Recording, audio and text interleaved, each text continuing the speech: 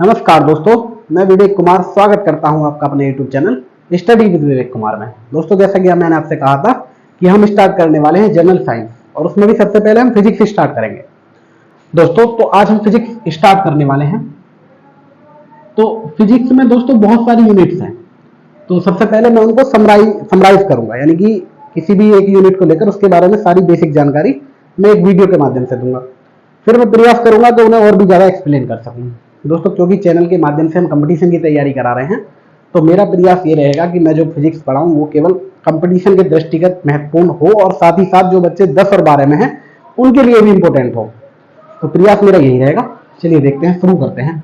तो देखो दोस्तों, प्रकाश में बहुत सारी यूनिट्स हैं, तो उसमें सबसे पहले मैं एक यूनिट की बात करता हूं, लाइट। इसका मतलब होता है प्रकाश। तो प्रकाश के बारे में हम 3 प्रकार से जानेंगे। सबसे पहले मेरा प्रयास रहेगा, मैं आपको बेसिक जानकारी दूं, इसकी बेसिक से जो भी है तो बेसिक जानकारी। दूसरे जो भी प्रिंसिपल हमें दिए गए हैं इसके प्रकाश से रिलेटेड, वो सारे सिद्धांत। और इसके अलावा मैं बात करूंगा जो भी प्रकाश में होने वाली घटनाएं हैं, ये वाली। तो हम इस प्रकार इसके बारे में जानेंगे कि क्या इसके बेसिक हैं, क्या सिद्धांत इसके बारे में दिए हैं जितने वैज्ञानिक हुए हैं, और क्या क्या इसमें घटनाएं होती हैं। हम इतनी ही जानकारी लेंगे बस। ठीक है, तो शुरू करते हैं। देखिए, बेसिक्स में जानते हैं सबसे पहले। तो दोस्तों, हम सबसे पहले यही पढ़ते हैं कि जो प्रकाश होता है वो एक प्रकार की है ऊर्जा। बेसिक बात तो ये होगी कि प्रकाश एक प्रकार की ऊर्जा जिसके द्वारा हम देख सकते हैं। ठीक है दोस्तों, इसके अलावा दूसरी बात, 2 प्रकार की होती है वस्तुएं। इसी के आधार पर जो प्रकाश होता है, इसके आधार पर 2 प्रकार की वस्तुएं, एक होती है दीप्त वस्तुएं और एक होती है अदीप्त वस्तुएं।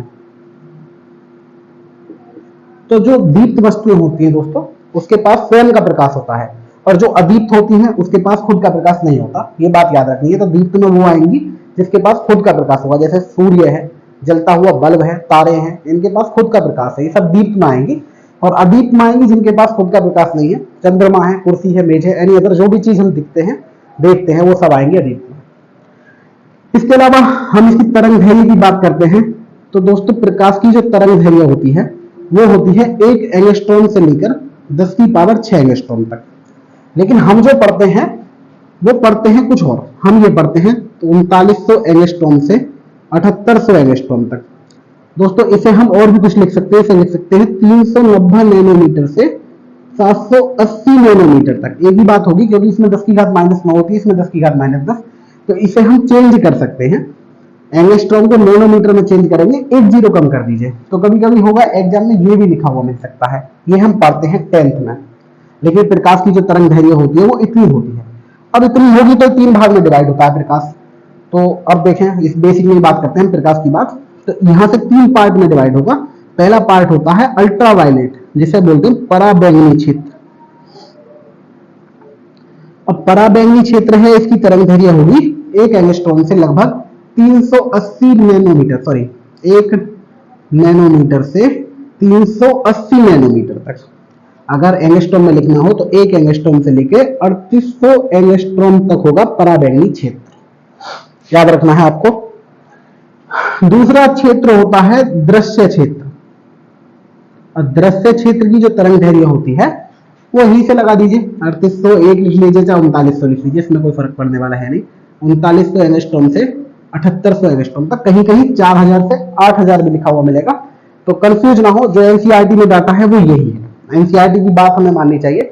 एनसीईआरटी जो होती है सरकारी बुक है, और जितने भी क्वेश्चन बनेंगे और जब आंसर चेक होगा तो उसी से होगा। तो 3900 एंगस्ट्रॉम से इतना लिख सकते हैं, या 390 नैनोमीटर से 780 नैनोमीटर भी लिख सकते हैं। लास्ट क्षेत्र जो रहेगा वो होता है अवरक्त क्षेत्र। अवरक्त क्षेत्र ये होगा लास्ट वाला। और इसकी जो तरंग दैर्घ्य होती है दोस्तों, इससे आगे बढ़ा सकते हैं 7801 एंगस्ट्रॉम से 10 की पावर 6 एंगस्ट्रॉम तक, ये इसका क्षेत्र होगा। तो तरंग दैर्घ्य के आधार पर 3 क्षेत्र होंगे, अल्ट्रावायलेट होगा, दृश्य क्षेत्र होगा और अवरक्त क्षेत्र होगा। हम जो पढ़ते हैं केवल दृश्य क्षेत्र पढ़ते हैं। ठीक है। इसके अलावा याद रखना है, प्रकाश की जो चाल होगी निर्वात में 3 × 10 की पावर 8 मीटर पर सेकंड होती है। और ये बताया था वैज्ञानिक का नाम था रोमर। ये भी याद रखना है। ये फैक्ट है सारे। तो जितने भी फैक्ट है, मेरा प्रयास यही है कि एक बार में ही सारे फैक्ट कंप्लीट हो जाए जो आपके लिए इंपॉर्टेंट हो। तो प्रकाश की चाल होगी ये वाली 3 गुणे 10 की पावर 8 मीटर पर सेकंड। और दूसरी बात, एक और बात याद रखने वाली है हमें, कि जो प्रकाश की आवृत्ति होती है वो कभी चेंज नहीं होती, यानी प्रकाश की आवृत्ति कभी चेंज नहीं होगी, नो चेंज, ये परिवर्तित ही नहीं होती है। तो ये वाली बात हमें याद रखनी है। तो ये हो गए इसके लगभग बेसिक्स जितने भी होने चाहिए, और भी हो सकते हैं कुछ, उनके बारे में भी जानकारी लेंगे। अब प्रिंसिपल्स की बात करते हैं। तो दोस्तों एक वैज्ञानिक हुए हैं जिसका नाम था मैक्सवेल। मैक्सवेल ने यह बताया था जो प्रकाश होता है वो चलता है वैद्युत चुंबकीय तरंग के रूप में। प्रकाश चलेगा वैद्युत चुंबकीय तरंग के रूप में। इन्होंने दोस्तों अपना सिद्धांत दिया था जब ये कुछ मतलब अपना प्रयोग कर रहे थे, तो इन्होंने ये देखा था कि जो विद्युत चुंबकीय तरंग होती है उनकी जो चाल होती है वो 3 गुणे 10 की पावर 8 मीटर पर सेकंड होती है, और जो प्रकाश की भी चाल है। तो इन्होंने अपना सिद्धांत ये दिया था जो प्रकाश होता है वो विद्युत चुंबकीय तरंगों के रूप में ही चलता है। ठीक है, इसके अलावा सबसे पहला सिद्धांत दिया था न्यूटन ने। न्यूटन ने लगभग 1675 में ये बताया था जो प्रकाश होता है वो कणिकाओं के रूप में चलता है, छोटी छोटी कणिकाओं के रूप में। और ये कणिकाएं जब किसी वस्तु से जाकर टकराती हैं, टकराने के बाद परावर्तित होती हैं, परावर्तित होकर हमारी आंख की रेटिना पर पड़ती हैं, तो वस्तु में दिखाई देने लगती है, दिखाई देने लगेगी इसके कारण। तो हमें याद रखना है न्यूटन का कणी का सिद्धांत। न्यूटन ने जो कणी का सिद्धांत दिया था उसमें कहा था जो प्रकाश होता है वो सघन माध्यम में तेज चलता है, सघन माध्यम में चाल अधिक होगी न्यूटन के अनुसार, चाल अधिक, जबकि विरल में कम।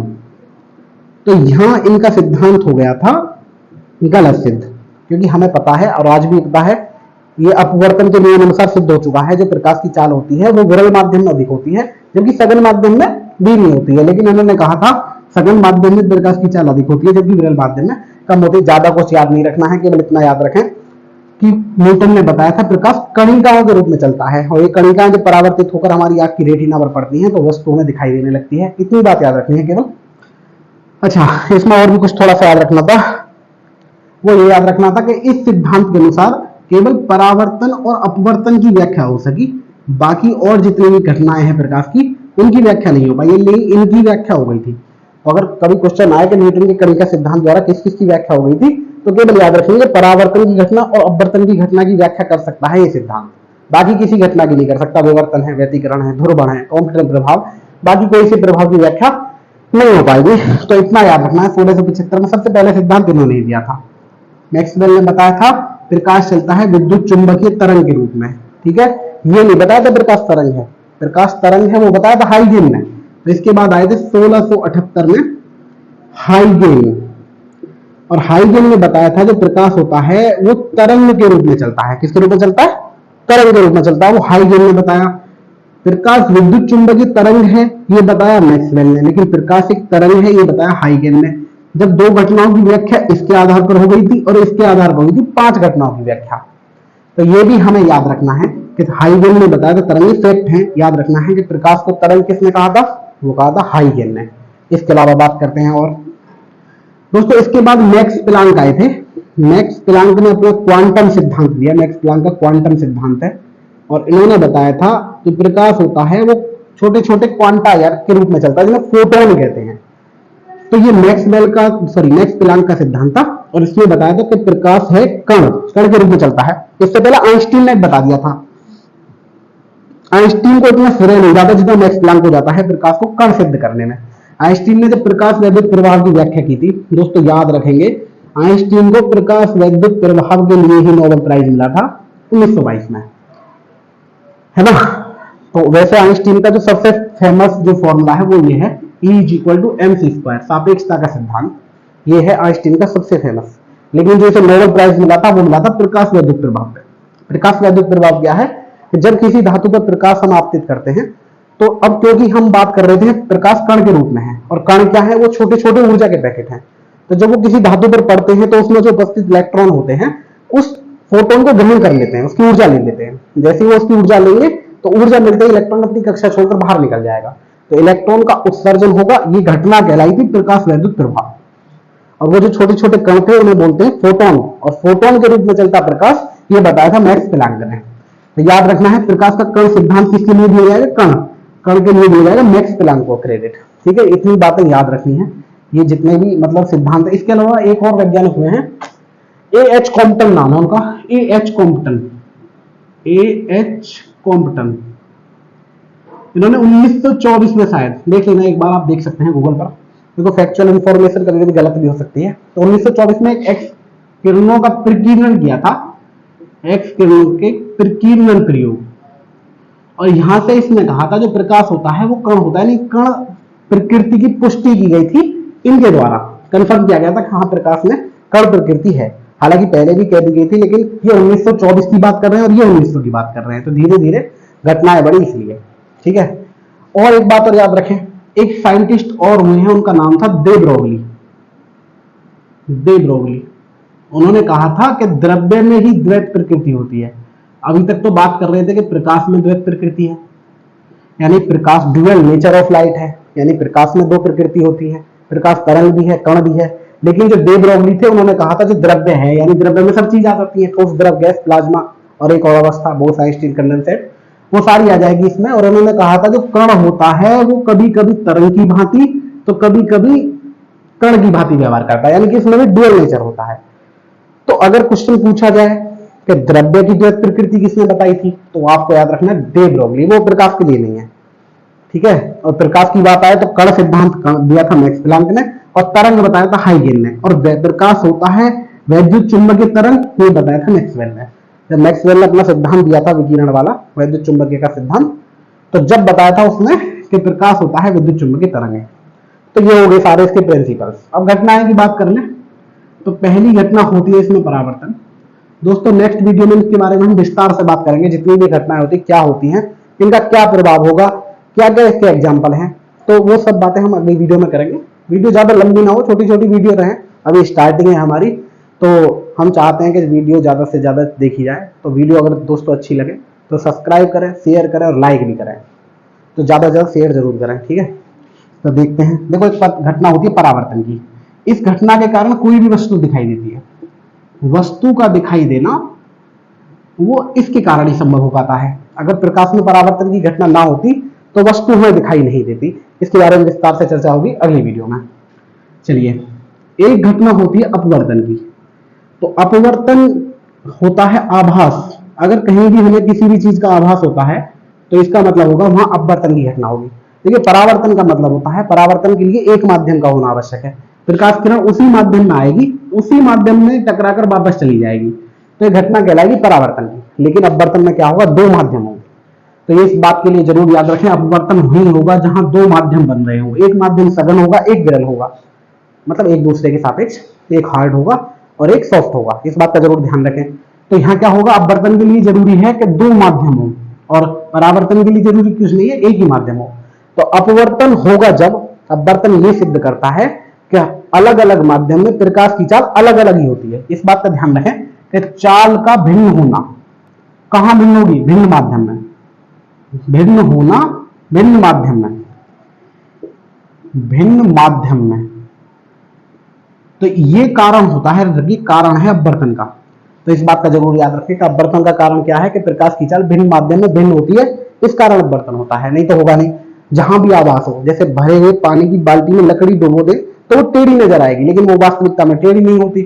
जब वो टेढ़ी नहीं होती तो घटना किसकी हुई, अपवर्तन की, यानी आभास। तारे टिमटिमाते नहीं है लेकिन नजर आते हैं टिमटिमाते हुए, तो इसका मतलब क्या हुआ, आभास। और जहां आभास हो वहां इसका मतलब अपवर्तन की घटना है। और भी इसके बारे में विस्तार चर्चा करेंगे। और देखिए तीसरी घटना होती है इसमें विवर्तन की। दोस्तों ये जो घटना है प्रकाश में, ये व्याख्या करती है कि प्रकाश तरंग है, यानी तरंग प्रकृति की अगर पुष्टि कोई घटना करेगी तो वो विवर्तन करेगी। विवर्तन द्वारा सिद्ध होता है कि प्रकाश एक तरंग है। अगर परछाई कहीं बन रही है किसी भी चीज की तो इसका मतलब है वहां विवर्तन की घटना हो रही है। अगर विवर्तन नहीं होगा तो परछाई नहीं बनेगी। और ये जब ही संभव है जब कोई तरंग है, कण प्रकृति द्वारा परछाई बनना संभव नहीं है। इसका आप याद रख सकते हैं कि विवर्तन द्वारा ही सिद्ध होता है कि प्रकाश एक तरंग है, ठीक है। इसके अलावा एक घटना होती है जिसे बोलते हैं व्यतिकरण की। व्यतिकरण का मतलब होता है दोस्तों जहां भी कोई दो किरणें एक साथ जुड़ जाती हैं और जुड़ने पर कहीं तीव्रता उनकी अधिक होगी, कहीं तीव्रता कम होगी, इस घटना को बोलते हैं व्यतिकरण, ठीक है। और लास्ट इसकी घटना एक जो होती है जो तरंग के लिए होती है उसे बोलते हैं ध्रुवण, ठीक है। तो इसमें एक बात याद रखनी है, प्रकाश तरंग है, ये सिद्ध करता है विवर्तन। तरंग में भी प्रकाश अनुप्रस्थ तरंग है, अनुप्रस्थ तरंग की प्रकृति है इसकी। इस बात को सिद्ध करती है ध्रुवण की घटना। इस बात को याद रखना है, ये बहुत बार क्वेश्चन पूछा गया है कि प्रकाश की अनुप्रस्थ तरंग की प्रकृति दर्शाती है कौन सी घटना, तो ध्रुवण दर्शाती है, ये याद रखेंगे। और तरंग बताती है कि विवर्तन, विवर्तन द्वारा ये होती है। ठीक है, इसके अलावा भी हम बहुत सारी घटनाओं पर बात करेंगे, जैसे कॉम्पटन प्रभाव है, स्टार्क प्रभाव है, जीमान प्रभाव है, ये सब प्रकाश के कण सिद्धांत द्वारा सिद्ध हो सकते हैं। तो ये बात हुई केवल हमारी एक बेसिक इंफॉर्मेशन जो लाइट की है। और इसके अलावा भी दोस्तों लाइट पर काफी वीडियो बनाने वाले हैं, और मेरा प्रयास ये रहेगा कि जितनी भी यूनिट है फिजिक्स की एक एक बार समराइज कर दिए जाए ऐसे, जिससे जितने भी फैक्ट हैं वो आपको पता लग जाए और आपके लिए इंपॉर्टेंट हो। दोस्तों वीडियो अच्छी लगी हो तो चैनल को सब्सक्राइब, शेयर और लाइक करें, और ज्यादा से ज्यादा शेयर करें, जिससे हमें मोटिवेशन मिले कि हम अच्छी से अच्छी वीडियो आपके लिए बना सकें। बहुत बहुत धन्यवाद। राधे राधे।